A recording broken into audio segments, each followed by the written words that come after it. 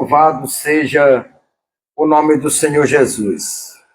Nessa tarde maravilhosa, onde Deus nos concede a graça de podermos estarmos aqui nesta localidade pública, trazendo uma palavra da parte de Deus. Eu quero cumprimentar a todos com a paz do Senhor Jesus, independente do seu credo religioso. A paz de Cristo tem que permanecer em nossos corações. Esta palavra eu queria trazer ao teu coração, que se encontra em Mateus, capítulo 27, versículo de número 57, que diz assim: E vinda já a tarde, chegou um homem rico de Arimateia, por nome José, que também era discípulo de Jesus. Este foi ter com Pilatos e pedindo-lhe o corpo de Jesus. Então Pilatos mandou que o corpo lhe fosse dado. E José, tomando o corpo, envolveu-o num fino e limpo lençol e o pôs no sepulcro novo que havia aberto em rocha, e rodando uma grande pedra para a porta do sepulcro, retirou-se. Louvado seja o nome do Senhor. Meus queridos irmãos, nesta hora que se finda já a tarde para a noite, eu li um texto onde fala de um discípulo a qual pede o corpo de Jesus para sepultá-lo em uma rocha. A Bíblia diz que esse sepulcro era novo.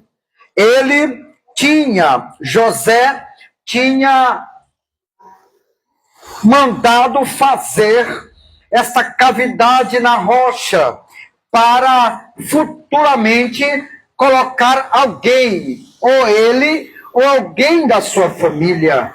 E naquela época, segundo os historiadores, diz que para ter um sepulcro desta forma, devia ser alguém com as condições financeiras muito boa, de uma pessoa muito influente. Por isso que quando ele pede o corpo para Herodes, ele estava pedindo para sepultar o corpo de Jesus. Sabemos que o corpo de Jesus deveria ser sepultado. Por quê? Porque segundo o que nós temos conhecimento, que naquela época, quando alguém malfeitor era morto, era jogado em um local como se fosse um barranco, um local aonde jogavam os corpos das pessoas que eram mortas, principalmente pessoas que eram consideradas malfeitores, pessoas que eram consideradas periculosidade. Essas pessoas não tinham nem o direito de ser sepultado. Por quê? Porque confrontavam a Roma. Por isso o corpo de Jesus era para ser lançado junto com os outros no barranco. Olha bem, se o corpo de Jesus tivesse sido jogado no barranco junto com os outros malfeitores, olha só, Jesus iria e ressuscitou ao terceiro dia. As pessoas iriam comentar e dizer: olha só, Jesus foi lançado lá ainda vivo, por isso ele está andando por aí dizendo que ressuscitou. Mas Deus Todo-Poderoso, o nosso Senhor, sabia que ia ter esse tipo de comentário. Quando eles soubessem que Jesus havia ressuscitado, eles iam dizer que nada, isso é conversa de discípulo, que nada, isso é ideia de gente que não entende, isso é coisa de gente religiosa. Jesus não ressuscitou nada, Jesus foi lançado ainda vivo. Agora estão dizendo que ele ressuscitou. Então Deus toca no coração de José, para José ir lá pedir o corpo de Jesus, e quando ele pede o corpo, automaticamente eles dão o corpo de Jesus para ele sepultar o corpo de Jesus. E também, ao levar o corpo de Jesus àquela cavidade da rocha, todo mundo viu, todo mundo percebeu que Jesus estava literalmente morto.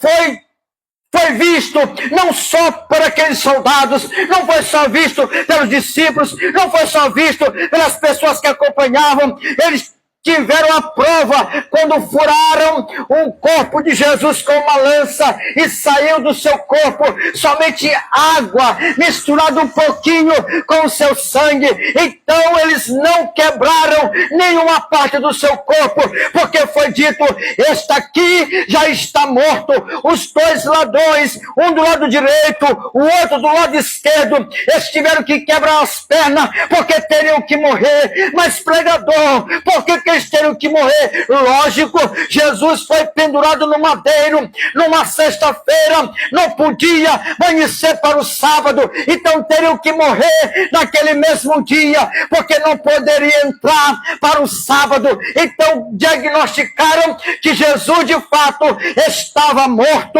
Então aqueles dois homens que estavam na sua direita e o outro na sua esquerda, eles tiveram que quebrar as pernas para que eles viessem a morrer, porque não deveria amanhecer ninguém no madeiro no sábado, porque eles guardavam o sábado.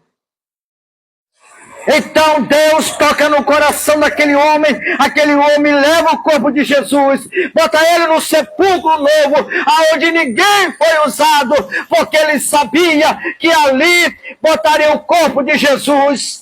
Ia amanhecer para o sábado, então teriam que morrer naquele mesmo dia, porque não poderia entrar para o sábado. Então diagnosticaram que Jesus de fato estava morto. Então aqueles dois homens que estavam na sua direita e o outro na sua esquerda, eles tiveram que quebrar as pernas para que eles viessem a morrer, porque não deveria amanhecer ninguém no madeiro no sábado, porque eles guardavam o sábado. Então Deus toca no coração daquele homem, aquele homem leva o corpo de Jesus, bota ele no sepulcro novo, aonde ninguém foi usado, porque ele sabia que ali botaria o corpo de Jesus. E quanto o corpo de Jesus, meus queridos, ficou ali na cavidade da rocha, Deus disse: não morre ninguém. Enquanto o corpo de Jesus estava na cavidade da rocha, Deus disse do céu: não morre ninguém da vida de José. José não vai morrer enquanto o corpo de Jesus estiver lá. Ninguém da família de José não vai morrer, ninguém, porque ninguém pode ser colocado lá enquanto meu filho estiver lá. Agora, depois dos 3 dias, sim, depois dos 3 dias, poderia morrer um para ser colocado lá. Até então era proibido ele e outros da família morrer, porque ali estava o corpo do nosso mestre. Todos viram que estava morto, todos viram. Por isso que quando eles chegaram lá no sepulcro domingo pela manhã, perceberam que aquela pedra estava removida. E eles sabiam que para remover a pedra do sepulcro tinha que ter muitos homens. Tinha que ter muitos, porque era muito pesada. Mas a Bíblia diz que o anjo do Senhor veio e removeu a pedra. Naquilo que remove a pedra, eles olham para dentro e não vê mais o corpo do nosso mestre. Simplesmente observam o lençol e do lado, em cima, estava um lenço todo alinhado, todo fechadinho, bem organizadinho. E eles olharam aquele bem organizado. Segundo a tradição, diz que o seu Senhor, quando ia fazer os seus lanches, fazer o seu almoço ou a janta, o seu Senhor sentava na mesa, o mordomo ia lá servir o seu Senhor. E se o seu Senhor simplesmente lançasse a toalha de qualquer maneira em cima da mesa, simbolizava que ele não iria mais voltar para a mesa. O mordomo deveria recolher tudo, porque ele não ia mais voltar. Mas se o seu senhor pegasse ali um pano, um lenço ali, e ajeitasse bem ajeitadinho, e colocasse em cima da mesa, o mordomo não poderia pegar. O mordomo não podia tirar nada da mesa, porque ele estava dizendo para o seu mordomo: eu vou voltar. Por isso Jesus pegou o lenço e enrolou certinho, deixou bem ajeitadinho. Sabe para quê? Para nos mostrar que ele vai voltar. E se ele deixou a marca, é porque ele vai voltar. Por isso Deus permitiu tudo aquilo, porque as pessoas poderiam criticar, poderiam falar e dizer que era mentira, mas eles viram com seus próprios olhos que o Filho de Deus estava morto na cruz. E ao tirar da cruz, eles perceberam que estava morto e sepultaram. Jesus passa 3 dias dentro de uma cavidade da rocha, e domingo pela manhã, Jesus levanta e se mostra depois aos seus discípulos. Primeiro, ele se mostra às mulheres, depois se mostra aos discípulos, e ele disse que ele ia para o Pai. Foi para o Pai, enviou o Consolador, o Espírito Santo, que convence o homem do pecado, da justiça e do juízo. Então, meus queridos, meus amados, que neste final de tarde, que nesta hora, você possa refletir um pouco na sua vida. Tudo que Jesus fez por você, tudo que Jesus fez por nós, foi por amor. Passou tudo isso, sofreu, mas não negou. Jesus fez tudo que o Pai pediu. Hoje nós temos a graça de Deus. Hoje nós somos alcançados pela graça de Deus. Hoje nós somos alcançados pelo amor de Deus. Por isso, eu quero deixar esta fala ao teu coração. Jesus não está morto.